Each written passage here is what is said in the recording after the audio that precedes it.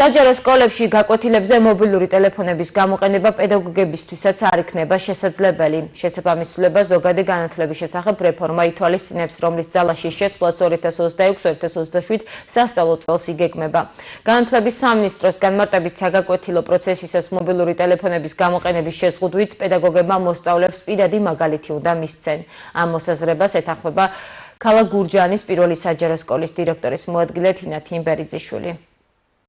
ეს არის რეგულაცია და არა აქცელო, რომელიც მისასალმებელია მოსწავლის მშობლისთვისაც, მოტივირებული მოსწავლისთვისაც და რა თქმა უნდა მასწავლებლისთვისაც.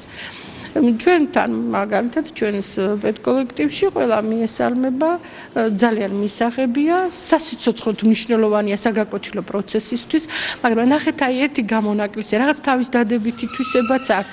მე მაგალითად მქონია რამდენიმეჯერ შემთხვევა, რომ აი რეაქციის მიმდინარეობა, ისეთი ლამაზად რომ მიდის რეაქცია, მინახებია.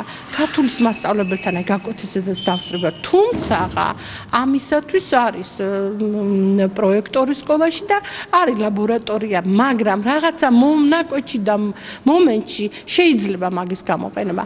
მე მაგალითად პრაქტიკა მისმაჩვენა ეს უფრო შოუა, ვიდრე ცოდნის გადაცემა და რაღაც მე თანახმავარ და მე ვემხრობი, რომ ეს რეგულაცია განხორციელდება.